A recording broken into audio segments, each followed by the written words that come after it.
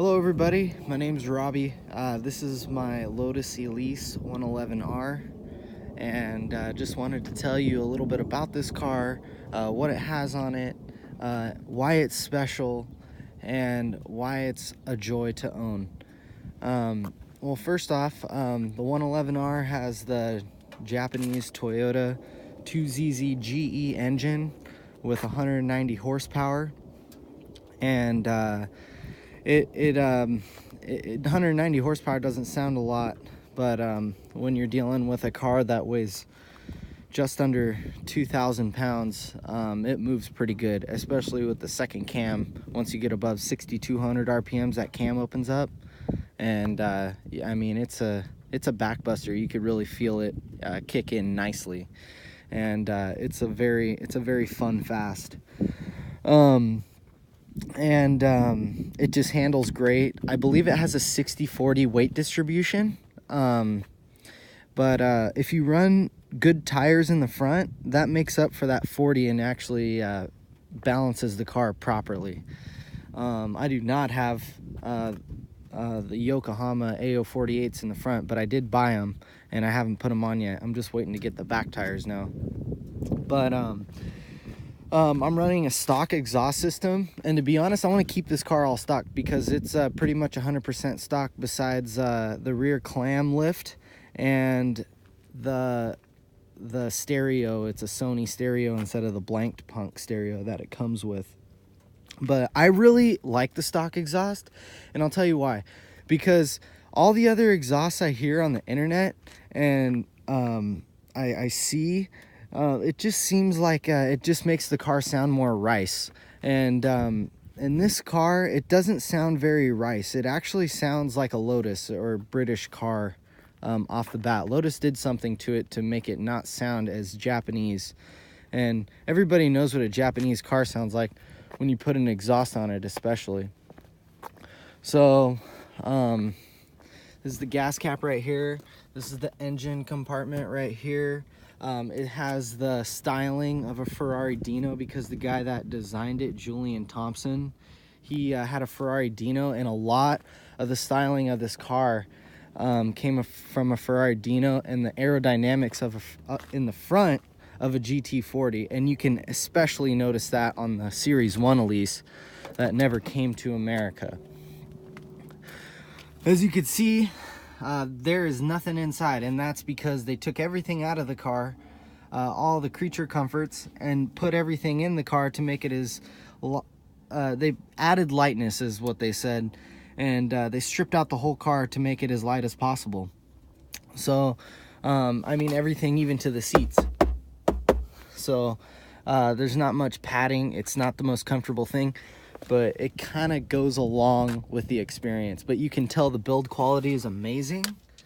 It's all handmade, and it looks really cool underneath. It's very clean, and even to the door hinges, like how beautifully engineered this car actually is. And another thing that makes this car really special is it's actually loopholed into the United States. I mean, they had to do a lot of stuff to get this car in here. They put 2 airbags in it, and that kind of made up for how it came here. But it's just really cool because it's like driving an outlawed car. And they're never gonna make them like this here anymore. So that's another thing that makes it super special. And the styling is so much different than any other car. Look at how sharp the lines are, and the arches on the fenders. I mean, the car is just absolutely stunning. It just looks so beautiful when it's driving on the road, and especially when you're behind it too. And the driving experience is so pure. It's so basic, and the shift knob is right next to the steering wheel, and it just makes for easy you know, shifting and you know, going from shifting to the steering wheel. It's just, yeah, it's just a fantastic kind of violent driving experience because the sound of the engine revs so high, and you can just hear it, and it's just, and it just screams. It feels really good. It's not the fastest car ever, but when you're driving it, it feels like it. it's just a very special car. And the last thing I'm going to point out is that it's actually very rare in the United States and in Europe and all over the world. It's a pretty rare car because they only build about 2,000 of them a year. You know, Lotus isn't a mass producing assembly line company like, you know, all these other companies are. And that's what makes this car very, very special, and it's rare. They only brought 6,300 to the United States, including all Elises and all Exige. So, and that includes all the special editions and everything. 6,300 chassis. And just one more thing, a couple more things. I got time, right? I got some time. That this car is actually the mother of Tesla. And Elon Musk really found this car to be very interesting, and he took this chassis and a lot of body components, and he put that all full electric engine in the back, and he came out with that in 2008, and he launched it into space. So basically it's the first car to go to space too. And what better car to go to space, because it kind of looks like a spaceship.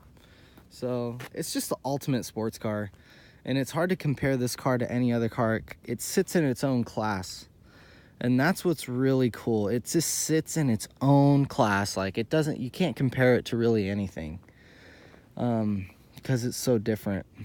And that's why it's fun to own. And you know, it's not that expensive to buy. If you're really into sports cars, I'll tell you what, it's really hard to beat an experience like this for around the $30,000 mark.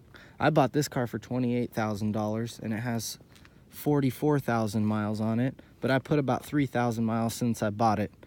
And my owner experience has been great. All I've done is change the brakes and change the oil, and that's it. It's a great car, and that Japanese reliability is fantastic, and it goes with the car perfect. Goes with the lightweight perfect. And here, I'll open up the back for you. And by the way, that little E right there, that won a award by the Queen. Lotus won an award from 05 to 07 for engineering with this car. So that's the little 1.8 liter Screamer, and it's right behind you, and that thing makes it so you could take the clam off in 10 minutes. So that's just the one thing that doesn't make this car all original. It's got the touring pack on the inside, which is like the electric windows, and then it's got the sport pack on the outside, so it's got the stiffer suspension for the racetrack. Whether that's a good or bad thing on the road, that's up to you. I kind of like it because it goes with the experience of the car being as stiff as a bicycle and a race car feel to the max. So yeah, I just really enjoy owning this car, and if you get to own one day, you know, you're gonna enjoy it. And if you do own one, I'm sure you do enjoy it. If you don't, then yeah, that's too bad. This car is great. I love it, and I hope you guys enjoyed this video. I'm in the beautiful state park right here, and the poppies are starting to blossom. So yeah, it's a nice day to drive the Lotus. All right, well, have a great day, and please tune in for my next video. I'll try to find something interesting to talk about that nobody else on YouTube talks about. Okay, bye.